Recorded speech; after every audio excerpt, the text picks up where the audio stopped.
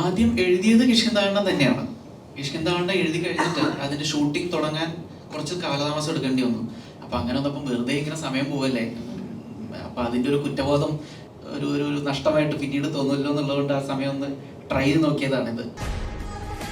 അതിൽ CGI ഒന്നുമില്ല, animal shots എല്ലാം റിയലി ചെയ്തിട്ടുള്ളതാണ്. എനിക്കിഷ്ടപ്പെടുന്ന സിനിമകൾ എനിക്ക് തന്നെയല്ലേ ചൂസ് ചെയ്യാൻ പറ്റുള്ളൂ. അപ്പോൾ അതുകൊണ്ട് ഞാൻ തന്നെയാണ് മോസ്റ്റ്ലി എല്ലാം ചെയ്യുന്നത്. ഇവർ അടിപൊളിയല്ലേ, നമ്മുടെ ഈ പിയൂസ് എന്ന് പറയുന്ന ക്യാരക്ടറിന് സന്ദീപ് പോലെ ഒരാൾ ചെയ്താൽ എങ്ങനെ ഇരിക്കും. അപ്പോൾ ബിനോടിനാണ് ഇൻഷുറൻസ് തന്നത്. അവൻ അടിപൊളിയാണ്. നീ അവരുടെ ഷോർട്ട് ഫിലിംസ് ഒന്നും കണ്ടിട്ടില്ലേ? അവരുടെ കുറെ കിടിലൻ ഷോർട്ട് ഫിലിംസ് ഉണ്ട് യൂട്യൂബിൽ. ആണോ ഇത് കാണുക അത് കാണുന്നൊക്കെ പറഞ്ഞ് ബിനേഷായിട്ട് മുംബൈറ്റ് എന്ന് പറഞ്ഞ ഷോർട്ട് ഫിലിമാണ്. എനിക്ക് കുറെ എണ്ണം എനിക്ക് അയച്ചു. ആദ്യം കണ്ടത് അതാണ്. പക്ഷെ എനിക്കൊരു സംശയം ഉണ്ടാവില്ല, ഇനി വേണ്ട, പടം കാണാത്തൊരു വേണ്ട. എക്കോയുടെ story, screenplay, dialogue and DOP none other than Bahul Ramesh. സന്തോഷം. നിങ്ങൾ കുറച്ചുപേരെങ്കിലും സിനിമ കണ്ടിട്ടുണ്ടാവുമെന്ന് വിചാരിക്കുന്നു. കണ്ടിട്ടില്ലാത്തവർ എത്രയും കഴിവതും വേഗം ഒന്ന് കാണാൻ ശ്രമിക്കണം. നിങ്ങളുടെ ഓണസ്റ്റ് ആയിട്ടുള്ള അഭിപ്രായങ്ങളൊക്കെ അറിയിക്കണം. അടുപ്പുള്ളവരോടൊക്കെ ഒന്ന് ഷെയർ ചെയ്യണം. അങ്ങനെ കൂടുതൽ സിനിമയ്ക്ക് ഒരു വളർച്ച ഉണ്ടാവണമെന്ന് ആഗ്രഹിക്കുന്നു. കൂടുതൽ ആൾക്കാരിലേക്ക് സിനിമ റീച്ച് ആവട്ടെ എന്നാഗ്രഹിക്കുന്നു. ഈ ഒരു വർഷം മൊത്തം ഈ സിനിമയുടെ പിന്നാലെ ആയിരുന്നു. ഒന്നും ഈ സിനിമയെ സംബന്ധിക്കുന്ന കാര്യങ്ങളൊന്നും എളുപ്പമുള്ളതായിരുന്നില്ല. എല്ലാം എക്സ്ട്രീംസ് ആയിരുന്നു, വെല്ലുവിളികളും ഒക്കെ. ഇപ്പോൾ ഷൂട്ട് തുടങ്ങിക്കഴിഞ്ഞാലും കാലാവസ്ഥ, ലൊക്കേഷൻ, നമ്മുടെ ഡേറ്റ്, നമ്മുടെ ചില കൺസ്ട്രെയിൻസ്, സർട്ടൻ ലിമിറ്റ്സിൻ്റെ ഉള്ളിൽ തന്നെ ഇത് കംപ്ലീറ്റ് ചെയ്യേണ്ടതുണ്ടായിരുന്നു. അങ്ങനെ ഒരുപാട് എക്സ്ട്രീം കണ്ടീഷൻസിൻ്റെ ഉള്ളിൽ കൂടെയാണ് നമുക്കിതിന് പോകേണ്ടി വന്നത്. അപ്പോൾ നമ്മുടെ എല്ലാവരുടെയും ക്രൂവിൻ്റെയും ആർട്ടിസ്റ്റുകളുടെയൊക്കെ ആകമഴിഞ്ഞ ഡെഡിക്കേറ്റഡ് സപ്പോർട്ട് കാരണമാണ് നമുക്കത് കംപ്ലീഷനിലേക്ക് എത്തിക്കാൻ പറ്റിയത്. അതിനുശേഷം പോസ്റ്റ് പ്രൊഡക്ഷൻ്റെ ഓട്ടമായിരുന്നു. എല്ലാം കഴിഞ്ഞ് ഇപ്പോൾ ആളുകളിലേക്ക് അതെത്തിച്ച് അവരുടെ നല്ല അഭിപ്രായങ്ങളും മനസ്സ് നിറയ്ക്കുന്ന രീതിയിലുള്ള നല്ല അഭിപ്രായങ്ങളും നല്ല വാക്കുകളൊക്കെ കേൾക്കുമ്പോൾ we feel thankful, grateful, satisfaction, സന്തോഷമുണ്ട്. അപ്പോൾ ഇനി കണ്ടിട്ടില്ലാത്തവർ എത്രയും പെട്ടെന്ന് കാണാൻ ശ്രമിക്കുക. Thank you. എക്കോ കാണുമ്പോൾ മലയാള സിനിമയിൽ ഇത്രയും വർഷങ്ങളായി ഏകദേശം 150-ൽ പരം ചിത്രങ്ങൾ വ്യത്യസ്ത കഥാപാത്രങ്ങളുടെ ചെയ്ത് ലോകമെമ്പാടും അറിയപ്പെടുന്ന കലാകാരനായും നമ്മളോടൊപ്പം നമ്മളുടെ പ്രിയ ജ്യേഷ്ഠ സഹോദരനായി നമ്മുടെ പ്രിയപ്പെട്ട അഭിനേതാവായുള്ള വിനീത് സർ 2 വാക്ക് സംസാരിക്കുന്നു. എല്ലാവർക്കും നമസ്കാരം. ആദ്യമായി ഹൃദയം നിറഞ്ഞ നന്ദി പ്രേക്ഷകർക്കും എക്കോ ടീമിന് ഒരു അനുഗ്രഹം പോലെ അവരുടെ ആശംസകളും അവരുടെ ഹൃദയം തുറന്നുള്ള അഭിപ്രായങ്ങളും അത് നമ്മുടെ ടീമിന് തന്നെ വലിയൊരു പ്രചോദനമാണ്. ഒരു ആർട്ടിസ്റ്റ് എന്ന നിലയിൽ ഇങ്ങനെ ബ്രില്യൻ്റായ film makers Dinjith and Bahul, അവരുടെ കൂടെ അവരുടെ പടത്തിലൊരു ക്യാരക്ടർ ചെയ്യാൻ കഴിഞ്ഞത് തീർച്ചയായിട്ടും ഒരു വലിയ പഠനാനുഭവമാണ്. It's a learning experience as an actor.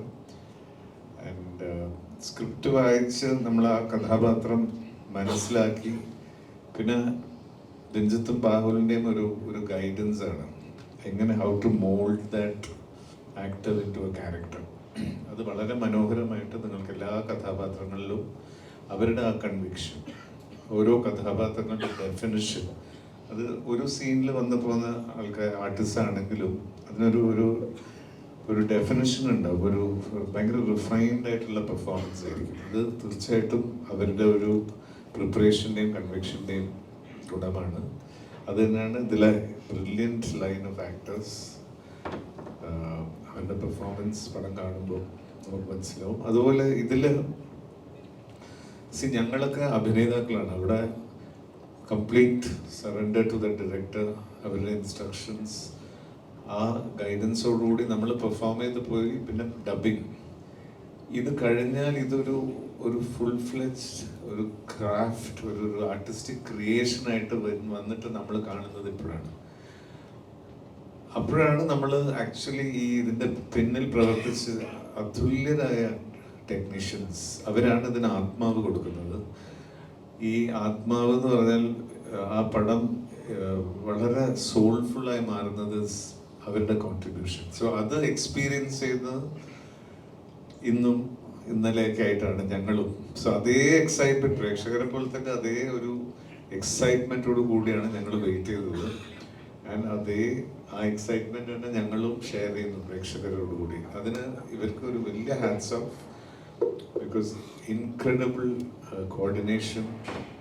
Every technician, നമ്മുടെ ചീഫ് ടെക്നീഷ്യൻസ് ആയാലും ഇതിൽ വർക്ക് ചെയ്ത അസിസ്റ്റൻസ് ആയാലും എല്ലാ ഡിപ്പാർട്ട്മെന്റും ആസ് ആർട്ടിസ്റ്റ് നമ്മൾ ആ സെറ്റിൽ അവരുടെ ആ ഒരു ഡെഡിക്കേഷൻ, ആർട്ട് അസിസ്റ്റൻസ്, ഇപ്പം ബാഹുലും രഞ്ജിത്തും ഈ വെദർ ഫേവറബിൾ അല്ലാത്തത് കൊണ്ടുള്ള ഹിൻഡ്രൻസസ് ഉണ്ടായിരുന്നു ഷൂട്ട് ചെയ്യുമ്പോൾ. പക്ഷെ അത് ഇവരുടെ ഒരു സപ്പോർട്ട്, പിന്നെ ആ terrain it's not very safe. Especially Sandeep ചെയ്ത ഒരുപാട് പോർഷൻസ്, അതുപോലെ ബിനു, സന്ദീപും രഞ്ജിത്തൊക്കെ ഉള്ള ആ ഫൈറ്റ് സീക്വൻസ് ചെയ്ത ഇടങ്ങളൊക്കെ വെരി ഡേഞ്ചറസ് പ്ലേസസ്. പക്ഷെ അത് എത്രയും കെയർ എടുത്ത് അത് ആ സേഫ്റ്റി നോക്കി നമ്മളെ അത്രയും സേഫ് ആയിട്ടാണ് ക്രൂ. സോ അവർക്കൊരു വലിയ thanks to all the crew, because of course പ്രേക്ഷകർ അത് എൻജോയ് ചെയ്ത് ആ അവരുടെ സന്തോഷം നമ്മളിൽ പങ്കുവെക്കുമ്പോഴാണ് ഇവരുടെയൊക്കെ ആ ഒരു എന്താണ് പറഞ്ഞ ഒരു ആത്മാർത്ഥമായ ഒരു സമർപ്പണം പോലെയുള്ള ആ ഒരു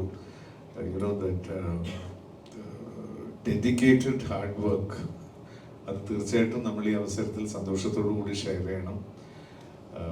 ഒരിക്കൽ കൂടി ഈ പ്രോജക്റ്റിന്റെ ഭാഗമാകാൻ കഴിയുന്നത് തീർച്ചയായിട്ടും വലിയൊരു അഭിമാനമാണ്. ഒരു കരിയറിൽ തന്നെ നമുക്ക് ആസ് എൻ ആക്ടർ ഒരുപാട് പഠിക്കാൻ സാധിച്ചു. ഞാൻ ഇതുവരെ ചെയ്യാത്ത ജോണറിലുള്ള ഒരു ക്യാരക്ടറാണ്. സോ ഡെഫിനറ്റ്ലി എനിക്കൊരു സ്റ്റെപ്പിംഗ് സ്റ്റോൺ ആണ്.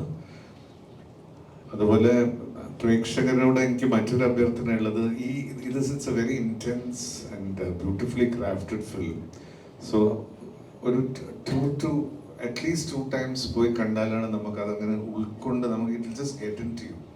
അങ്ങനെ ഒരു മാജിക് കൂടെ അവർ ഈ സിനിമയിൽ ക്രിയേറ്റ് ചെയ്തിട്ടുണ്ട്, not just the first time. So അത് ഇന്നലെ ഞാൻ കണ്ടു കഴിഞ്ഞ് ഇന്ന് വീണ്ടും കാണുമ്പോഴാണ് ദാറ്റ് അതിൻ്റെ പല പല എലിമെന്റ്സും how beautifully it will just get into you എന്നുള്ളത് ഞാൻ മനസ്സിലായി. അത് ഞാൻ എൻജോയ് ചെയ്തു.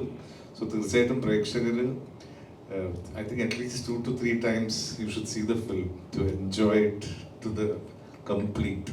അതാണ് ഇവരുടെ ഒരു ക്രാഫ്റ്റിൻ്റെ ഭംഗി.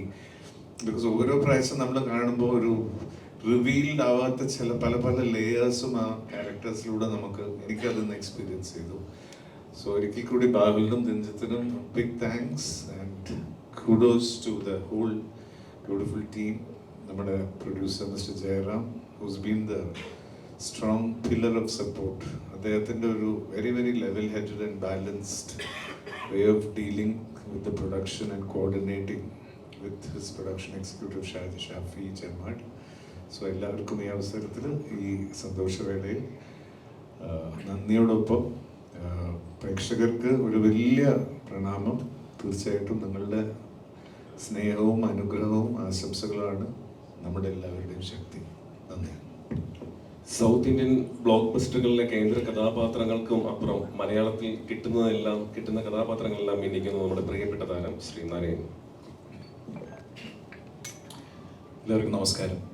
നിങ്ങൾ പറയേണ്ടതെല്ലാം ഒരുവിധം വിനീതായിട്ട് പറഞ്ഞു കഴിഞ്ഞു. എപ്പോഴും പുതിയ ആശയങ്ങൾ എന്നും സ്വീകരിച്ചിട്ടുള്ള മലയാളി പ്രേക്ഷകർക്കും അത് പ്രേക്ഷകരിലേക്ക് എത്തിക്കാൻ സഹായിക്കുന്ന നമ്മുടെ മീഡിയ സുഹൃത്തുക്കൾക്കും നന്ദിയുണ്ട്, സന്തോഷം.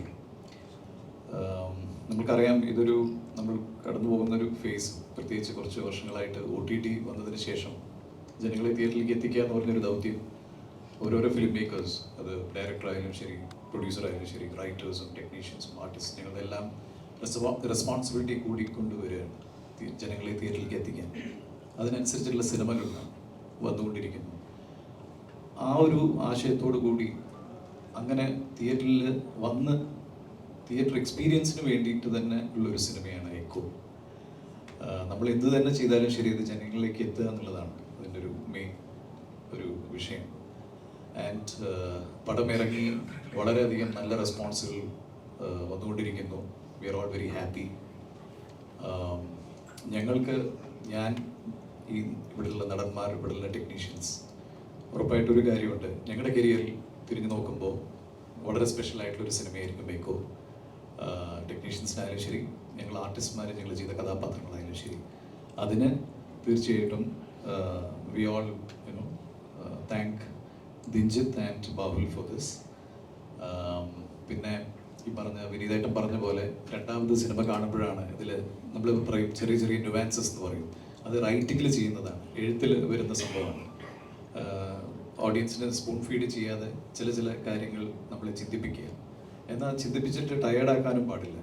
സോ അത്രയും ബാലൻസ് ചെയ്തുകൊണ്ടുള്ള ഒരു റൈറ്റിംഗ് ആണ് and A brilliant film making also. So ഇതൊരു മലയാളത്തിന് തീർച്ചയായിട്ടും നമ്മൾ ഈ വർഷത്തെ വൺ ഓഫ് ദ പല നല്ല സിനിമകളിലും this is a big offering for Malayalam cinema echo.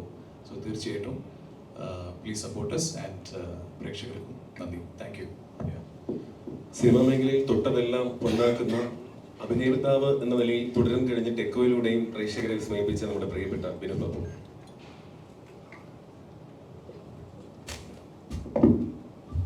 എല്ലാവർക്കും നമസ്കാരം. പറയേണ്ടതൊക്കെ ഒരു രണ്ടാളും മുഴുവൻ പറഞ്ഞിട്ടുണ്ട്, ഇനി അത് ഒരുപാട് സമയമെടുക്കുന്നില്ല. ഭയങ്കര എന്താ പറയുക, ഈ സിനിമയിലേക്ക് അഭിനയിക്കാൻ വിളിച്ചപ്പം ലൈക്ക് ഭയങ്കര സന്തോഷം തോന്നി. കാരണം കിഷ്കിന്ധാകാന്ഡം അത്രയും ഇഷ്ടപ്പെട്ടൊരു സിനിമയായിരുന്നു.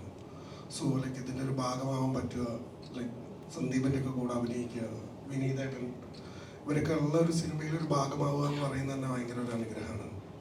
അപ്പം ഒരുപാട് സന്തോഷം തോന്നി. പിന്നെ സിനിമ എല്ലാവരും നല്ല രീതിയിൽ സ്വീകരിച്ചെന്നറിയുന്നതിലും വളരെ സന്തോഷം.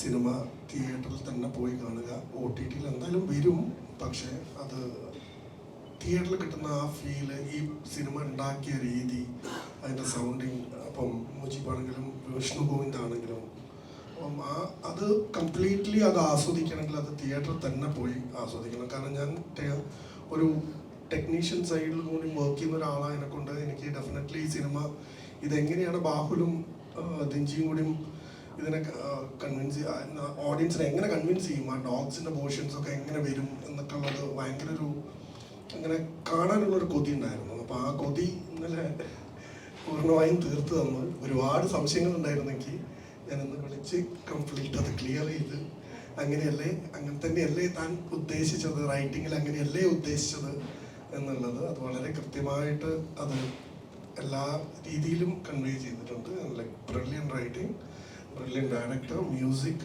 എഡിറ്റർ, പിന്നെ പ്രൊഡ്യൂസർ, പിന്നെ ബാക്കിയുള്ള actors, Sandeep. Thank you.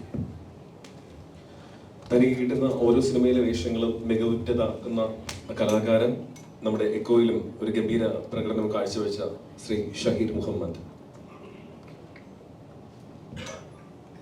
Hello. ഇത് ദിൻജിത്തിൻ്റെയും ബാബുലിൻ്റെയും കൂടി എൻ്റെ രണ്ടാമത്തെ ഒരു എക്സ്പീരിയൻസ് ആണ്. കൃഷ്ണന്തകണ്ഠമായിരുന്നു കുറച്ചുകൂടി നന്നായി ചെയ്യാൻ പറ്റുന്ന ഒരു സംഭവമായിരുന്നു. പിന്നെ അവരെന്നെ ഏൽപ്പിച്ച കാര്യം എന്നെ മാത്രമല്ല ഞങ്ങൾ എല്ലാവരും കൃത്യമായി ചെയ്തു എന്നാണ് എൻ്റെ വിശ്വാസം. കൂടുതൽ പറയുന്നില്ല. ഇപ്പോൾ ബിനു പറഞ്ഞ പോലെ ഈ സിനിമ തിയേറ്ററിൽ തന്നെ കാണണം. കാരണം നമ്മളൊരു OTT വെയിറ്റ് ചെയ്തിട്ട് ഒരു മിനി സ്ക്രീനിൽ കണ്ട് ഫീൽ ചെയ്യുന്ന ഒരു സിനിമ അല്ല. കാരണം ഇതിൻ്റെ സൗണ്ട് മിക്സിങ് ആയാലും മ്യൂസിക് ആയാലും ഒക്കെ ഒരു തിയേറ്റർ എക്സ്പീരിയൻസ് തന്നെയാണ് വേണ്ടത്. അപ്പോൾ കഴിയുന്നതും അങ്ങനെ തന്നെ കാണാൻ ശ്രമിക്കുക. ഓഡിയൻസിനെ കാണാൻ നിങ്ങൾ ശ്രമിക്കുക. നിങ്ങളുടെ സഹായമില്ലെങ്കിൽ ഇന്നത്തെ കാലത്ത് നടക്കില്ല എന്ന് അറിയാം. അതുകൊണ്ട് ഒരു ഫുൾ സപ്പോർട്ട് നിങ്ങളുടെ ഭാഗത്തു നിന്നുണ്ടാവണം. മാക്സിമം ഞങ്ങളെ സപ്പോർട്ട് ചെയ്യണം. ഞങ്ങളുടെ സിനിമ നിങ്ങളുടെ കയ്യിലാണ്. കൂടുതലൊന്നും പറയുന്നില്ല. Okay, thank you. മലേഷ്യയിൽ നിന്ന് ആദ്യമായി അഭിനയിക്കാൻ എത്തുന്നത് ഒരു മലയാള സിനിമയിലേക്കാണ്. സിനിമയ്ക്ക് ഭാഷാഭേദമന്യേ എല്ലാവരും അംഗീകരിക്കുന്ന ഒന്നാണ് സിനിമ. നമ്മുടെ സിനിമയിൽ ഒരു കേന്ദ്ര കഥാപാത്രത്തെ അവതരിപ്പിച്ച സീഫയെ രണ്ട് വാക്ക് സംസാരിക്കുന്ന വിഷയം. Thank you for being here tonight and thank you for having me. And I have to thank you to the director, producer and the Bahul, all the team for their hard working, and then they helped me a lot at shooting also. Yeah. The most memory part is when we shot the emotional scenes, the crying part. Yeah, I had to push myself. Yeah, that's I need to learn a lot from my acting. I need to improve. good actress. That's all. Thank you. Thank you. തൊട്ടതെല്ലാം പൊന്നാക്കുന്ന അഭിനയിച്ച ചിത്രങ്ങളൊക്കെ ഹിറ്റുകളിലേക്ക് കുതിക്കുന്ന super ഹിറ്റുകളിലേക്ക് കുതിക്കുന്ന നമ്മുടെ പ്രിയപ്പെട്ട താരം എക്കോയിലൂടെ വീണ്ടും ഒരു super hit പടത്തിന്റെ നായകനായി മാറുന്നു നമ്മുടെ പ്രിയപ്പെട്ട സന്ദീപ് പ്രദീപ്. എല്ലാവർക്കും നമസ്കാരം. എല്ലാവരും തന്നെ എല്ലാം പറഞ്ഞു കഴിഞ്ഞു. എനിക്കും ഞാൻ ഒരുപാട് സന്തോഷമുണ്ട്. നമ്മൾ പ്രതീക്ഷിച്ചതിലും ഒരുപാട് നല്ല റെസ്പോൺസും കാര്യങ്ങളൊക്കെ കിട്ടി. ഇത്ര പെട്ടെന്ന് ഇത്രയും റെസ്പോൺസ് വരുമെന്ന് നമ്മൾ പ്രതീക്ഷിച്ചില്ല. അത് നല്ല രീതിയിൽ തന്നെ വരാൻ പറ്റിയതിൽ ഒരുപാട് സന്തോഷം. ആസ് ആൻ ആക്ടർ ഗ്രോ ചെയ്യാൻ പറ്റുന്ന ഒരുപാട് കാര്യങ്ങൾ എനിക്ക് സിനിമയിൽ നിന്ന് കിട്ടി. ഒന്ന് ഇതിൻ്റെ ടെക്നിക്കൽ ടീമാണ് കാര്യം. എന്താ പറയുക, എല്ലാവരും ടോപ്പ് നോച്ച് എന്താ ഇൻഡസ്ട്രിയാണ്. ബാഹുലേട്ടൻ, ജിതേട്ടൻ, ശിലാണ്ടം ഇറങ്ങിയപ്പോൾ തന്നെ എനിക്ക് ഇവരിവിടെ വർക്ക് ചെയ്യണമെന്ന് നല്ല ആഗ്രഹം ഉണ്ടായിരുന്നു. അപ്പം അത് സാധിച്ചു. അത് സിനിമ നല്ലൊരു റെസ്പോൺസിലേക്ക് വന്നു തുടങ്ങിയപ്പോൾ ഒരുപാട് സന്തോഷമുണ്ട്. ഒരു അച്ചീവ്മെൻറ്റ് ഫീൽ ചെയ്യുന്നുണ്ട്. അതേപോലെ തന്നെ ഞാൻ അഭിനയിച്ച ആക്ടേഴ്സ് എല്ലാവരും തന്നെ നല്ല ലെജൻഡറി ആയിട്ടുള്ള ആക്ടേഴ്സാണ് അഭിനയിച്ചിരുന്നത് എല്ലാവരും. അപ്പോൾ എനിക്ക് ഡെഫിനറ്റ്ലി ഇതൊരു ആസ് ആൻ ആക്ടർ ഗ്രോ ചെയ്യാൻ പറ്റുന്ന എല്ലാ സ്പേസും ഈ സിനിമയിൽ ഉണ്ടായിരുന്നു. ഞാൻ ഒരുപാട് സന്തോഷത്തിലാണ്. So happy. എനിക്ക് ബാക്കി എന്തെങ്കിലുമൊക്കെ നിങ്ങൾക്ക് ചോദിക്കാനുണ്ടെങ്കിൽ I would love to answer. Thank you so much. പ്രിയപ്പെട്ട മാധ്യമ സുഹൃത്തുക്കൾ തന്നെയാണ്, നിങ്ങൾ നൽകുന്ന സ്വീകാര്യത തന്നെയാണ് നമ്മുടെ സിനിമയുടെ വിജയത്തിനും ഏറെ സഹായകമായത്. അതുകൊണ്ട് തന്നെ എക്കോയെ കുറിച്ച് നമ്മുടെ പ്രിയപ്പെട്ട താരങ്ങളും സാങ്കേതിക പ്രവർത്തകരോടും നിങ്ങൾക്ക് ചോദിക്കാനുള്ള ചോദ്യങ്ങൾ ചോദിക്കാവുന്നതാണ്. ഈ ഡോഗ്സ് കുരക്കുന്നത് കണ്ടിട്ടുണ്ട്, ഓടുന്നത് കണ്ടിട്ടുണ്ട്, ഫൈറ്റ് ചെയ്യുന്നത് ഇതിലാണ് ഞാൻ ആദ്യമായിട്ട് മലയാളത്തിൽ കാണുന്നത്. അതെങ്ങനെ ട്രെയിൻ ചെയ്യിപ്പിച്ചു? അത് ഇതിന്റെ ഡോഗ് ട്രെയിനർ ജിജേഷ് ഭായ്, പുള്ളിക്കാണ് അതിന്റെ ക്രെഡിറ്റ്. നമുക്ക് ആവശ്യമുള്ള ഐഡിയ അവരുടെ അടുത്ത് പറയും, ഇങ്ങനെ വേണം, നമുക്കിങ്ങനെ ഡോഗ് ഓടി വന്ന് ഇങ്ങനെ ചാടണം, ചവിട്ടണം, അതിന് ആദ്യം ഒരു കടിക്കണം, സെക്കൻഡ് ഡോഗ് വന്ന് ഇങ്ങനെ ചവിട്ടണം എന്നൊക്കെയുള്ളത് നമ്മുടെ നെസസിറ്റിയാണ്. അപ്പോൾ നമ്മുടെ ഡോഗ് ട്രെയിനർ ജിജേഷ് ഭായിട്ട് കമ്മ്യൂണിക്കേറ്റ് ചെയ്തു. അപ്പോൾ അതിന് ഇപ്പോൾ ഡോഗ് ഒരിക്കലും അഭിനയിക്കില്ല. അപ്പോൾ ഡോഗ് ഒറിജിനലായിട്ട് ചെയ്യുന്ന ഡോഗിനെ അറിയുള്ളൂ. ഒറിജിനലായിട്ട് ആ ആക്ഷൻ ഡോഗിൻ്റെ കയ്യിൽ നിന്ന് എങ്ങനെ പ്രോംപ്റ്റ് ചെയ്ത് വാങ്ങിക്കാം എന്നുള്ളതിന് ജിജേഷ് ഭായിക്ക് പുള്ളിയുടേതായിട്ടുള്ള കുറേ ഹാക്കുകളുണ്ട്. അപ്പോൾ ഓരോ ഈ പറയുന്ന ഈ സിനിമയിലെ ഓരോ ഡോഗിനെ കൊണ്ട് ചെയ്യുന്ന ഓരോ ആക്ടിവിറ്റീസും ഈ രീതിയിലുള്ള കസ്റ്റമൈസ്ഡ് ആയിട്ടുള്ള പ്രോംപ്റ്റുകൾ കൊണ്ട് ഡോഗിനെ കൊണ്ട് റിയലായിട്ട് പുള്ളി ചെയ്യിപ്പിച്ചതാണ്. അപ്പോൾ അത് ഒരിക്കലും പുള്ളിയായിട്ട് അദ്ദേഹം ഇന്ററാക്ട് ചെയ്യേണ്ടിയിരിക്കുന്നു എന്ന് തോന്നുന്നു. പുള്ളിയുടെ ഒരുപാട് ഇൻസൈറ്റ്സ് ഈ സിനിമയുടെ വിശേഷങ്ങൾ ഒരുപാട് പുള്ളിക്ക് പങ്കുവെക്കാനുണ്ടാവും. ടോട്ടലി എത്ര ഡോഗ്സ് ട്രെയിൻ ചെയ്യിപ്പിച്ചിട്ടുണ്ട്?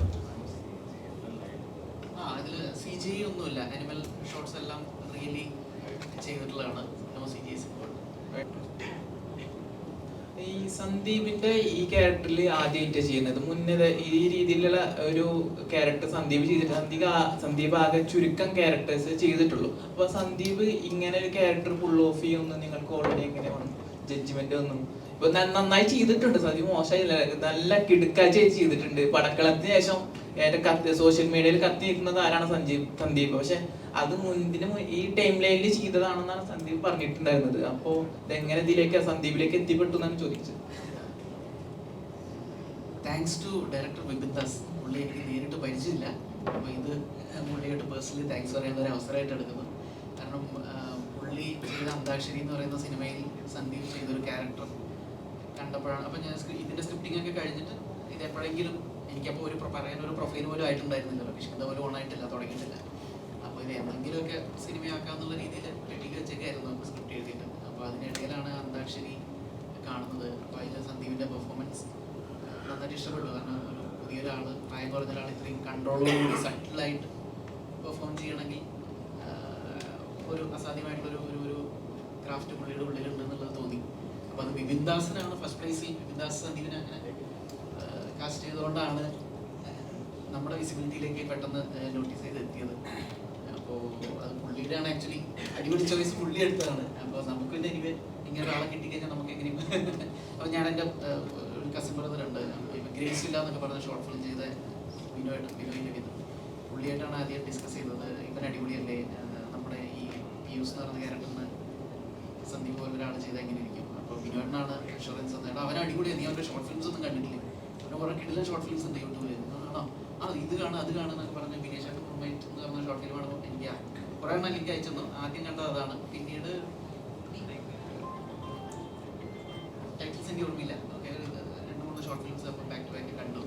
അപ്പോൾ അടിപൊളി. പിന്നെ അത് പ്രൊജക്റ്റ് ഒന്ന് മെറ്റീരിയലൈസ് ആവാനുള്ള ഒരു സമയം ഉണ്ടായിരുന്നു. ഒന്ന് ഞാൻ പറഞ്ഞ പോലെ എനിക്ക് പ്രത്യേകിച്ച് പ്രൊഫൈലൊന്നും ഉണ്ടായിട്ടില്ല. അപ്പോൾ ഓൾ ദ പീരീഡ് പതിയെ പതിയെ നമ്മൾ അതിനായിട്ടുള്ള ശ്രമങ്ങൾ നടത്തി. അതിന് കിഷ്കിന്ത ഒന്ന് ലാൻഡായി കിട്ടിയപ്പോൾ നമുക്ക് ഒരു സപ്പോർട്ട് കിട്ടി. പ്രാക്ടിക്കലി നമുക്ക് ഇങ്ങനെ പ്രൊജക്റ്റായിട്ട് മുന്നോട്ട് പോകാന്നുള്ളത്.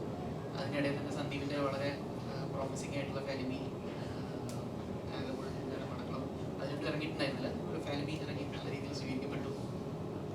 വെൽ പ്ലേസ്ഡ് ആണ്, നല്ല രീതിയിലുള്ള ഒരു പ്രൊജക്റ്റായിട്ട് ഇതിനെ പ്ലേസ് ചെയ്യാൻ പറ്റും എന്നുള്ളൊരു ഗുഡ് ഫീലിംഗ് അപ്പോഴേ ഉണ്ടായി. പിന്നെ സന്ദീപ് പുള്ളിയുടെ 200% ഇതിനെ തന്നു. ജീവൻ പണയം വെച്ചിട്ട് ചില ഷോട്ടിലൊക്കെ ഫ്രോണ്ട് ക്യാമറയിലൊക്കെ സൂര്യാനൊക്കെ കേട്ട് കാണും. സന്ദീപ് കട്ട് വിളിക്കുന്ന സന്ദീപിന്റെ അടുത്ത് സന്ദീപ് കട്ട് വിളിക്കാൻ ജീവന് ഹാനി ഉണ്ടെങ്കിൽ മാത്രം കട്ട് വിളിച്ചാൽ മതി, അല്ലെങ്കിൽ നീ ചെയ്തോളാൻ. എന്നോട് കട്ട് വിളിച്ചോളാം. റിയൽ ടൈം പ്രോംപ്റ്റിംഗ് ഷൂട്ട് ചെയ്തോണ്ടിരിക്കുന്ന റിയൽ ടൈം പ്രോംപ്റ്റിംഗ് ആയിട്ട് സന്ദീപ് നമ്മുടെ ചെയ്തോ ഞാനിപ്പോ ക്യാമറ ഇങ്ങോട്ട് വരികയാണ്, നീ ഇങ്ങോട്ട് തിരിയണേ എന്നൊക്കെ പറഞ്ഞ് പ്രോംപ്റ്റ് ചെയ്യായിരിക്കും. അപ്പോൾ ഇവരവിടെ കിടന്ന് സ്ട്രഗിൾ ചെയ്യുന്നത് എനിക്ക് കാണാം. അപ്പൊ ഞാൻ പറയുന്നത് സന്ദീപ് ജീവന് ഹാനി ഉണ്ടെങ്കിൽ കട്ട് വിളിച്ചോട്ടോ. അപ്പോൾ അതിനൊക്കെ ഒരു ഡയറിങ് ആയിട്ടുള്ള ഒരു സ്പിരിറ്റ് വേണം. അപ്പോൾ അതാണ് ഞാൻ പറഞ്ഞത്. ഈ പുള്ളി 200% സിനിമയ്ക്ക് വേണ്ടി തന്നിട്ടുണ്ട്. എല്ലാവരും തന്നിട്ടുണ്ട്. പർട്ടിക്കുലർലി ചോദ്യം സന്ദീപിനെ കുറിച്ച് ആയതുകൊണ്ട് അവൻ്റെ അക്കൗണ്ടിൽ പറഞ്ഞത് മാത്രം. സന്ദീപിന് എന്ത് തോന്നുന്നു, ഭയങ്കരമായിട്ടുള്ള ഒരു പോസിറ്റീവായിട്ടുള്ള റെസ്പോൺസ് പടക്കളത്തിന് ശേഷം കത്തിക്കയറുന്ന അടുത്തൊരു കത്തിക്കയറലാണിത്. എന്ത് തോന്നുന്നു? സന്തോഷം. നമ്മൾ ഇതാണല്ലോ നമ്മുടെ ഹാപ്പിനെസ്. നമ്മുടെ പ്രൊഫഷൻ വെച്ച് നോക്കുമ്പോൾ ഈ ഒരു റെസ്പോൺസ് അല്ലെങ്കിൽ ഇങ്ങനെ കിട്ടുന്ന ഹാപ്പിനെസ് ആണ് നമ്മുടെ അറ്റ്മോസ്റ്റ് ഹാപ്പിനെസ് എന്ന് പറയാൻ പറ്റുന്നത്. അപ്പോൾ അത് കിട്ടുന്നതിൽ ഒരുപാട് സന്തോഷം. അത് കുറച്ചും കൂടെ റെസ്പോൺസിബിലിറ്റിയാണ്. നമുക്ക് നെക്സ്റ്റ് സിനിമ ഇതേ കാര്യങ്ങൾ തന്നെ മീറ്റ് ചെയ്യണം, ഇതിൽ നല്ല റെസ്പോൺസ് കിട്ടണം എന്നുള്ളൊരു റെസ്പോൺസിബിലിറ്റിയാണ് കൂടുതലും നമുക്ക് തോന്നുന്നത്. അതിനൊപ്പം തന്നെ ഹാപ്പിനെസ്സും ഒരുപാട് സന്തോഷം തോന്നുന്നുണ്ട്. സന്ദീപ് തന്നെയാണോ പൂർണ്ണമായിട്ട് സ്ക്രിപ്റ്റ് സെലക്ട് ചെയ്യാൻ വേറെ ആരുടെയും ചോയ്സ് എടുക്കാറുണ്ടോ? കാരണം സെലക്ട് ചെയ്യുന്ന എല്ലാ സ്ക്രിപ്റ്റും ഭയങ്കര ഒരു ബെസ്റ്റ് ഹിറ്റ് ആവാനുള്ള ഒരു പ്രൊജക്റ്റാണ് ചെയ്യുന്നതൊക്കെ. അപ്പൊ അത് സ്വന്തമായിട്ട് ഡിസിഷൻ തന്നെയാണോ അതോ ആരുടെയും ചോദിക്കാറുണ്ടെങ്കിലും? ഇല്ല, സ്ക്രിപ്റ്റ് എന്ന് പറയുന്നത് ഇപ്പം എന്താ ബാക്കിയെല്ലാം നമുക്കിപ്പോൾ ഒരാളെ നമുക്ക് എന്താ പറയുക ഒരു ഹെൽപ്പ് എന്ന് പറഞ്ഞുള്ള രീതിയായിരിക്കും. പക്ഷെ സിനിമ എന്ന് പറയുന്നത് ടേസ്റ്റിന്റെ ഒരു ബിസിനസ്സാണ്. നമുക്ക് ഇഷ്ടപ്പെടുന്ന ഒരു ടേസ്റ്റ് ഉണ്ടല്ലോ. നമുക്ക് ഇഷ്ടപ്പെടുന്ന ഇപ്പം എനിക്ക് ഇഷ്ടപ്പെടുന്ന സിനിമ ചിലപ്പോൾ ബ്രോന് ഇഷ്ടപ്പെടണമെന്നില്ല, ചിലപ്പോൾ രണ്ടും നമുക്ക് ഒരുമിച്ച് ഇഷ്ടപ്പെടണമെന്നുണ്ട്. അപ്പോൾ ഇതെല്ലാം ഒരു ടേസ്റ്റാണ്. അപ്പോൾ ഞാൻ അത് ജഡ്ജ് ചെയ്യാൻ ഒരാളെ വെച്ച് കഴിഞ്ഞാൽ അദ്ദേഹത്തിന്റെ ടേസ്റ്റും എൻ്റെ ടേസ്റ്റും ചിലപ്പോൾ മാച്ച് ആവത്തില്ല. അപ്പം എനിക്ക് ഇഷ്ടപ്പെടുന്ന സിനിമകൾ എനിക്ക് തന്നെയല്ലേ ചൂസ് ചെയ്യാൻ പറ്റുള്ളൂ. അപ്പോൾ അതുകൊണ്ട് ഞാൻ തന്നെയാണ് മോസ്റ്റ്ലി എല്ലാം ചെയ്യുന്നത്.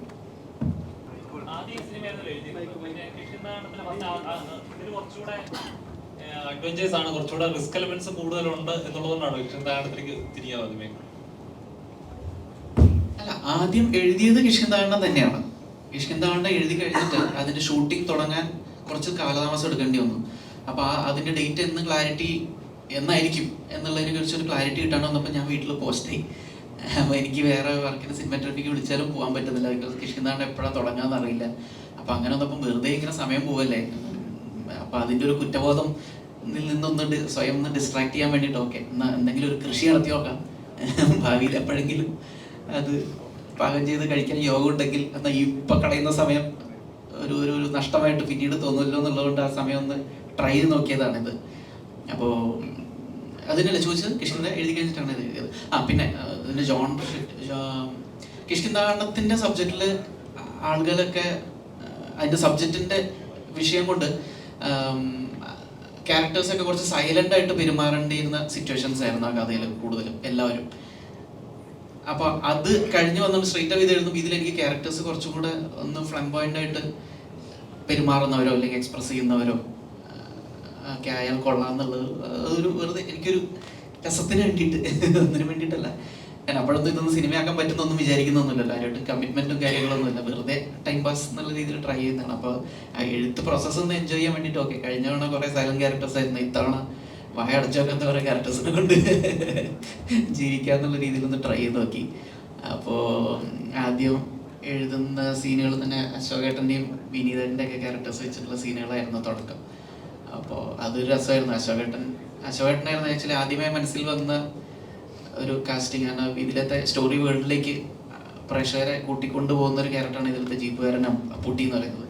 അപ്പോൾ അത് ആ രീതിയിലൊരു പ്രഷറുടെ മനസ്സിൽ അവരൊരു സഹൃദയനായിട്ടുള്ള അക്സെപ്റ്റൻസ് ഉള്ള ഒരാൾ വേണമായിരുന്നു. നമ്മളിപ്പോൾ ചില കല്യാണ വീട്ടിലൊക്കെ പോയി കഴിഞ്ഞാൽ ഒന്നുമില്ല ആ വീട്ടിലത്തെ വകയിലുള്ള ഒരു കാരണവരോ അല്ലെങ്കിൽ അടുത്ത വീട്ടിലത്തെ ഒരു മുതിർന്ന ചേട്ടനോ ഒക്കെ ആയിരിക്കും ചിലപ്പോൾ ഓൾ ഇൻ ഓൾ ആയിട്ട് വരുന്നവരെ റിസീവ് ചെയ്യാനോ വരൂരും ഇരിക്കും അങ്ങോട്ട് പോകും കഴിച്ചോ ഓൾ ഇൻ ഓൾ കളിക്കാൻ നിൽക്കുക. അപ്പോൾ എന്ന് പറയുന്ന പോലെ അങ്ങനെ എല്ലാവർക്കും ഒരു അക്സെപ്റ്റൻസ് തോന്നുന്ന രീതിയിൽ സഹൃദയനായിട്ട് ആൾക്കാർ അംഗീകരിക്കപ്പെട്ടിട്ടുള്ള ഒരു ആർട്ടിസ്റ്റ് വേണമായിരുന്നു. അപ്പോൾ അപ്പൂട്ടി എന്ന് പറയുന്ന ക്യാരക്ടറിനെ കാണിച്ചുകൊണ്ടാണ് സിനിമ തുടങ്ങുന്നത്. അപ്പോൾ അത് ആദ്യമേ അശോകേട്ടൻ മനസ്സിൽ പതിച്ചിട്ടുണ്ടായിരുന്നു. പുള്ളി ചെന്ന് പിക്ക് ചെയ്യാൻ ആദ്യമേ വരുന്ന ആള് വിനീതേട്ടൻ്റെ ക്യാരക്ടറായിരുന്നു. ബ്രോ ചെയ്യുന്ന എല്ലാ സിനിമകളിലും നമ്മുടെ ക്യാരക്ടർ റെക്കഗ്നൈസ് ചെയ്യുക അല്ലെങ്കിൽ നമ്മളെ ആ ക്യാരക്ടറിൽ ആളുകൾ വിളിക്കുക അത് കൊണ്ടപ്പോൾ കരിയറിലായിട്ടാണ് നല്ല ഗ്രാഫിലാണ് നിൽക്കുന്നത്. അപ്പോൾ ആ സമയത്ത് നമ്മൾ ചെയ്യുന്ന കഥാപാത്രങ്ങൾ എത്രത്തോളം പ്രേക്ഷകരിലേക്ക് എത്തണം അല്ലെങ്കിൽ എത്രത്തോളം അഡ്വഞ്ചറീസ് ആവണം അല്ലെങ്കിൽ എൻ്റെ കഥാപാത്രം ഇതേപോലെ പ്രേക്ഷകരിലേക്ക് ഓർക്കണം എന്ന് വിചാരിക്കുക ഓരോ ആർട്ടിസ്റ്റും ചെയ്യുന്നത്. അപ്പം അതേപോലെ റിസ്ക് എലമെന്റ്സ് ഉള്ളതും ഞാൻ റിസ്ക് എടുക്കണം എന്ന് വിചാരിച്ച് ചെയ്യുന്ന സിനിമകളുണ്ടാവും. അല്ലെങ്കിൽ കുറച്ച് റിസ്ക് ഇപ്പോൾ ഞാൻ ഇപ്പോൾ സേഫ് ആണ് അല്ലെങ്കിൽ റിസ്ക് കുറച്ചുള്ള കഥാപാത്രം മതി ഇതേപോലത്തെ കഥാപാത്രങ്ങൾ പ്രേക്ഷകർ സ്വീകരിക്കും എന്ന സ്റ്റേജിൽ നിൽക്കുമ്പോൾ അപ്പോൾ ഇതിലെ ഇവർ പറഞ്ഞു വെച്ച് നോക്കുമ്പോൾ ഒരുപാട് റിസ്കുകൾ എടുത്തിട്ടുണ്ട് ഈ സിനിമയ്ക്ക് വേണ്ടിയിട്ട്. ഇത് വർത്താണ് എന്ന് തോന്നിയൊരു പോയിന്റ് ആണ്. ഉറപ്പായും അത് ഇവരെന്നെ വിളിക്കുന്നത് തന്നെ ആ ഒരു ഞാൻ ആ സ്ക്രിപ്റ്റിനെ കേൾക്കാൻ പോകുന്നതിന് മുന്നേ ഞാൻ വായിക്കുന്നതിന് മുന്നേ തന്നെ എൻ്റെ 50% എനിക്കിത് ചെയ്യണം എന്നുള്ളൊരു ആഗ്രഹത്തോടെ പോയൊരു ക്രൂ ആണ് ഇവര്. അപ്പം ചെന്നപ്പോൾ തന്നെ ഞാൻ എക്സൈറ്റഡ് ആയിരുന്നു, ചേട്ടാ വേഗം വായിക്കാം എന്നുള്ള ആ ഒരു ഇതിലാണ് ഞാൻ അങ്ങോട്ട് അപ്രോച്ച് ചെയ്തത്. അപ്പോൾ വായിച്ചു തുടങ്ങിയപ്പോൾ ഇതിപ്പം നിങ്ങൾ സിനിമ എത്ര പേരുണ്ട് കണ്ടു എന്ന് എനിക്കറിയില്ല ഇപ്പോൾ, പക്ഷെ സിനിമ കാണുമ്പോൾ നമുക്കൊരു ബ്യൂട്ടി അല്ലെങ്കിൽ എന്താ പറയുക ഈ ക്യാരക്ടറിൻ്റെ ഒരു ആർക്ക്, നായ്ക്കളുടെ ഒരു രീതി, ഇതെല്ലാം ഭയങ്കര ക്ലാരിറ്റി ആയിട്ട് ബാബുലേട്ടനെ എഴുതി വെച്ചിട്ടുണ്ട്. അത് നമുക്ക് വായിക്കുമ്പോൾ തന്നെ നമുക്ക് മറ്റേ മേക്കിങ്ങിൽ പിടിക്കാം എന്നുള്ളൊരു പരിപാടിയല്ല, നമുക്ക് വായിക്കുമ്പോൾ തന്നെ കൃത്യമായി ഇതാണ് അവിടെ സംഭവിക്കാൻ പോകുന്നത് എന്നുള്ള കാര്യം നമ്മുടെ ഇമാജിനേഷനിൽ വരും. അതുകൊണ്ടാണ് ഷാഫിക്ക് നേരത്തെ പറഞ്ഞത് ഇത് വായിച്ചു കഴിഞ്ഞപ്പോൾ ഇത് എങ്ങനെ നടപ്പിലാവും എന്നുള്ള കാര്യം വരെ നമുക്ക് ചിന്തിക്കേണ്ടിയിരിക്കുന്നു. അപ്പോൾ ജസ്റ്റ് ഒരു കോൺസെപ്റ്റ് ആണ്, ഇങ്ങനെയൊക്കെ ആയിരിക്കും ഒരു സീൻ വരിക, ബാക്കി നമ്മൾ അപ്പം ചിന്തിക്കുന്നതാണെങ്കിൽ ആ സമയത്ത് എന്തൊക്കെയാണോ അവൈലബിലിറ്റി ആ സാഹചര്യത്തിൽ ഉണ്ടാവുക, ആ വണ്ടി അല്ലെങ്കിൽ എന്താണെങ്കിലും ആ സാഹചര്യത്തിൽ അനുസരിച്ച് നമ്മൾ ആ ഒരു സ്ക്രീൻ പ്ലേ അല്ലെങ്കിൽ ആ ഒരു സീൻ കുറച്ചും കൂടെ വലുപ്പമാവാം, അങ്ങനെ സംഭവിക്കാം. പക്ഷെ ഇതിൽ അങ്ങനെയില്ല, ഇതിന് കൃത്യമായ ഒരു clarity from the very beginning ഉണ്ടായിരുന്നു. അത് തന്നെയാണ് ടു ദ എൻഡ് വരെ പോയിട്ടുള്ളത്. കാര്യം നമുക്ക് ഓൺ ദ വേ ഒരുപാട് കാര്യങ്ങൾ മാറ്റാനോ ട്വീക്ക് ചെയ്യാനോ അങ്ങനെയൊന്നും ഒരു സ്കോപ്പും കാര്യങ്ങളൊന്നും ചെയ്യേണ്ടി വന്നില്ല. കാര്യം അത്രയും ക്ലാരിറ്റിയോടെ തന്നെ അപ്രോച്ച് ചെയ്തൊരു സിനിമയാണ്. അപ്പോൾ വായിച്ചു തുടങ്ങിയപ്പോൾ തന്നെ എനിക്ക് അത്രയും എന്താ പറയുക ഈ മിസ്റ്ററി എന്ന് പറയുന്നൊരു ജോണർ എൻ്റെ രസം എനിക്ക് അറിയില്ലല്ലോ. ഞാൻ ചെയ്ത പടങ്ങളെല്ലാം ഡിഫറെൻറ്റ് ജോണേഴ്സ് ആയിട്ടുള്ളൊരു സിനിമയാണ്. അപ്പോൾ ഞാൻ ആദ്യമായിട്ടാണ് ഒരു മിസ്റ്ററി ഡ്രാമ എന്ന് പറയുന്നൊരു ജോണറിൽ സിനിമ ചെയ്യുന്നത്. അപ്പം ഞാൻ സ്ക്രീൻ പ്ലേ കൂടുതലും കേൾക്കാൻ ആഗ്രഹിക്കുന്ന ആളാണ്. എൻ്റെ അടുത്ത് ഇപ്പോൾ ഡയറക്ടർ ആണെങ്കിലും റൈറ്റർ ആണെങ്കിലും വന്ന് നറേറ്റ് ചെയ്യാനാണ് പതിവ്. ഞാൻ ആദ്യമായിട്ടാണ് ഒരു സ്ക്രീൻ പ്ലേ വായിക്കുന്നത്. വായിച്ചു തുടങ്ങിയപ്പോൾ എനിക്കത് അതിൻ്റെ ഒരു ഹൈ ഭയങ്കര രസം തോന്നി, ആ മിസ്റ്ററി വായിക്കുന്നതിൻ്റെ ഒരു ഹൈ. അപ്പോൾ അതാണ് എന്നെ ഇതിലേക്ക് ഫസ്റ്റ് ഹുക്ക് ചെയ്തത്. അപ്പോൾ മൊത്തത്തിൽ ഇതെല്ലാം വന്നപ്പോൾ തന്നെ ബാക്കി ചാലഞ്ചിങ് പാർട്ടൊക്കെ നമ്മൾ ഏറ്റെടുത്ത് ചെയ്യണം എന്നുള്ളൊരു റെസ്പോൺസിബിലിറ്റി ആണല്ലോ. നമുക്കത് സിനിമ ഇഷ്ടപ്പെട്ട് കഴിഞ്ഞാൽ പിന്നെ നമ്മൾ വേറെ ബാക്ക് തോട്ട്സും വേറെ കാര്യങ്ങളൊന്നും വേണ്ട, നമ്മളത് ഏറ്റെടുത്ത് ചെയ്യാന്നുള്ളതേ ഉള്ളൂ. ബാക്കി ഇപ്പം ഞാൻ അവരോട് ചോദിച്ചു ഇത് ഞാൻ ചെയ്താൽ സെറ്റാകുമോ, കാര്യം എൻ്റെ ഈ കൊച്ചി സ്ലാങ്ങും ഞാൻ ചെയ്തേക്കുന്ന സിനിമകളൊക്കെ കുറച്ചും കൂടെ ബിഹേവിയർ ഓറിയന്റഡ് സിനിമയാണ്. നമുക്ക് അപ്പം ഇഷ്ടമുള്ള കൗണ്ടറുകൾ പറയാം, ട്വീക്ക് ചെയ്യാം, നമുക്ക് നമ്മുടെ രീതിയിൽ പറയാം. പക്ഷെ ബാബുലേട്ടൻ കുത്തും കോമയും മാറ്റാൻ സമ്മതിക്കില്ല. ഞാൻ ഇവിടെ ഈ ഒരു എടുത്ത് ഇപ്പുറത്തിട്ട് ഓക്കെ ആണെന്ന് പറയുമ്പോൾ വേണ്ടാണ് ഇത് തന്നെ പറഞ്ഞാൽ മതി എന്ന് പറയുന്ന രീതിയിൽ. അപ്പോൾ കൃത്യമായിട്ടുള്ളൊരു ആ ഒരു ഫ്ലോ ആ ഡയലോഗിനുണ്ട്. അത് അങ്ങനെ തന്നെ പറഞ്ഞാൽ അതിൻ്റെ ഒരു ബ്യൂട്ടി കിട്ടുള്ളൂ. അത് ഒരു 2 ദിവസം കഴിഞ്ഞപ്പോൾ എനിക്ക് മനസ്സിലായി. ആ ഒരു സ്ലാങ്ങി പറഞ്ഞു തുടങ്ങിയപ്പോൾ വേറൊരു ക്യാരക്ടറായി മാറി തുടങ്ങി. അപ്പോൾ എല്ലാ രീതിയിലും ഞാൻ നേരത്തെ പറഞ്ഞ പോലെ ഒരു ആസ് എൻ ആക്ടർ ഗ്രോ ചെയ്യുന്ന രീതിയിലുള്ളൊരു എക്സ്പീരിയൻസ് ആണ് എനിക്ക് ഒക്കെ വന്ന് കിട്ടിയത്. സോ ഞാൻ ഭയങ്കര എക്സൈറ്റഡ് ആയിട്ട് ചെയ്ത സിനിമയാണ്.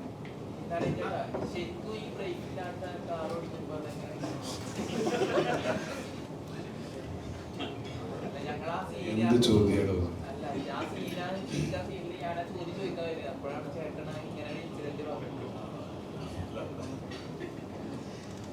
അത്ര നല്ലൊരു അനുഭവമല്ല. ഞാൻ ഈ ഷാഫിക്ക പറഞ്ഞില്ലേ നമ്മള് കല്ലും കൊണ്ട് ശരിക്കും ഞങ്ങൾക്ക് അങ്ങനെ പല സമയങ്ങളുണ്ടായിരുന്നു. അതിൽ ഈ കാറിന് വേറൊരു കുഴപ്പമുണ്ട്, ചിലപ്പോൾ ഇത് മുകളിലേക്ക് കയറുമ്പോൾ ചില സമയത്ത് ഇത് കയറാതെ താനെ നിന്ന് പോയി ഒറ്റ സ്വിഫ്റ്റായിട്ടൊരു പിന്നിലേക്കൊരു വരവുണ്ട്. ഇതിന് റെയർ വ്യൂ മിററും ഇല്ല, നമുക്ക് തിരിഞ്ഞു നോക്കാനുള്ള ഇതും ഇല്ല. അപ്പോൾ എൻ്റെ ക്ലച്ച് ഒന്നും ബ്രേക്കും ഇല്ലല്ലോ. അപ്പോൾ ഞാൻ സായി ഓരോ ഷോട്ട് ഇക്കടെ അടുത്ത് പറയും, അത് ഈ നമുക്കൊരു സ്ട്രെച്ച് ഉണ്ട്, ആ സ്ട്രെച്ച് കഴിഞ്ഞാൽ നമുക്ക് ആ സ്പ്ലിറ്റ് ഓഫ് സെക്കൻഡ് അറിയാം ഇത് പണി പാളി, അപ്പം ചാടിപ്പോന്ന് പറയും ചാടാം. ഇതാണ് കാരണം, പിന്നെ ഒന്നും ചെയ്യാൻ പറ്റില്ല, അല്ലെങ്കിൽ നമ്മളില്ലല്ലോ. അപ്പോൾ അങ്ങനെ ഒരു ഇതായിരുന്നു. അപ്പോൾ ടെൻഷനുണ്ട്, പിന്നെ നമ്മുടെ ഒരു ധൈര്യമാണല്ലോ, നമുക്കെല്ലാം നമുക്ക് ചെയ്യാൻ പറ്റും. ഇപ്പോൾ ഈ ബാക്കിലത്തെ റിവേഴ്സിലത്തെ സംഭവം നമ്മൾ പ്രതീക്ഷിക്കാത്തൊരു കാര്യം, കാരണം അത് അങ്ങനെ സംഭവിച്ചു പോയതാണ്. അത് നമ്മുടെ അസിസ്റ്റന്റ് ക്യാമറമാൻമാർ, അത് ക്യാമറ അസിസ്റ്റന്റ് മറ്റേ അദ്ദേഹം അസോസിയേറ്റ്, അദ്ദേഹം ഓടി വന്ന് വലിയ പാറയൊക്കെ വെച്ചിട്ട് നിർത്തിക്കൊണ്ട് നിന്നതാണ്. അല്ലെങ്കിൽ ചിലപ്പോൾ ഞങ്ങൾ ഇവിടെ ഇല്ല, നമ്മളൊന്നും ഇവിടെ ഉണ്ടാവില്ല. അപ്പോൾ കാരണം അങ്ങനത്തെ പടം കണ്ടവർക്കറിയാം, അങ്ങനത്തെ ഓരോരോ വഴികളാണ്. എയർപിൻ വളവാണ്. മുന്നിലേക്ക് പോകുമ്പോൾ നമുക്കൊരു കോൺഫിഡൻസ് ഉണ്ട്, എന്തായാലും നമുക്ക് കാണാമല്ലോ, പക്ഷെ എവിടെ പോയിട്ട് ഇടിച്ച് നിർത്താമെന്നുള്ളത് നമുക്കറിയാമല്ലോ. പിന്നെന്താ വെച്ചാൽ ഞങ്ങളെ ഒന്ന് സമാധാനിപ്പിക്കാനാണോ എന്നറിയില്ല, ഇതിൻ്റെ ഉടമസ്ഥൻ എപ്പോഴും ബ്രേക്ക് ഓയിലുമായിട്ട് കൂടെ പിന്നാലെ പുറകെ ഓടി വന്ന് വരുമായിരുന്നു. അതെന്തിനാന്ന് മനസ്സിലായിട്ടില്ല. അതിന് ഗിയറും ഇല്ല, സോറി മറ്റേ ഹാൻഡ് ബ്രേക്ക് ഇല്ല. അല്ലെങ്കിൽ ഹാൻഡ് ബ്രേക്ക് ഉണ്ടെങ്കിൽ അത് വെച്ച് അതും നിർത്താൻ പറ്റില്ല. അപ്പോൾ അതൊരു നല്ലൊരു ഭയങ്കര പുതിയൊരു അനുഭവമായിരുന്നു. വളരെ ഏറ്റവും പഴയ മോഡൽ അംബാസഡർ, പിന്നെ രണ്ടും കുഴപ്പമായിരുന്നു. അതെ, അതൊരു നല്ല അനുഭവമല്ല, പക്ഷേ വാസ് വെരി ചാലഞ്ചിങ്. പക്ഷെ എനിക്കൊരു സംശയം ഉണ്ടല്ലോ, ഇനി വേണ്ട, പടം കാണാത്തവര് അല്ല വേണ്ട. ബാബുവിന്റെ പക്ഷെ അറിഞ്ഞില്ലേ, അത് നിർത്തിയപ്പോഴാ പറഞ്ഞിട്ടുണ്ടാവും അല്ലേ? നമ്മുടെ കയ്യിലല്ലല്ലോ. ഇത് റിയാലിറ്റിക്ക് വേണ്ടി റിയലിസ്റ്റിക് ആക്കാൻ ചെയ്യുന്നതാണോ? അതല്ല, ഈ ബ്രേക്ക് ഇല്ലാതെ വന്നത് റിയലിസ്റ്റിക് വേണ്ടിയിട്ട് ചെയ്തതാണോ? അത് ശരി, ഡയലോഗ്സിന് വേണ്ടി കയറിയിരിക്കുകയാണ്. പിന്നെ ഈ പറഞ്ഞ പോലെ ഒരു പുള്ളി അങ്ങോട്ടും തെറ്റിയാലോ നമ്മൾ ഈ കാർ ഡയലോഗ്സ് ഒക്കെ കാറൊക്കെ ഷൂട്ട് ചെയ്യുമ്പോൾ നമുക്കറിയാം, കാർ ഡയലോഗ്സ് അല്ലേ, ഒരു ലൈൻ അങ്ങോട്ടും ഇങ്ങോട്ടും വാങ്ങിക്കഴിഞ്ഞാൽ ഒന്നും കുഴപ്പമുണ്ടാവില്ല. പക്ഷെ പിന്നിൽ ഒടിഞ്ഞിരിക്കുക. നല്ലൊരു അനുഭവമായിരുന്നു. Okay, thank you all the media. നമ്മുടെ എല്ലാ അതിഥികളും ഒരു ഗ്രൂപ്പ് ഫോട്ടോയ്ക്ക് വേണ്ടി പോസ്റ്റ് ചെയ്യണമെന്ന് വിനയപുരസ്സരം അഭ്യർത്ഥിക്കുന്നു. ഫ്രണ്ടിൽ ഇരിക്കുന്ന മാധ്യമ സുഹൃത്തുക്കളും അവിടെ ഉള്ളവർ ദയവ് എണീക്കരുത്.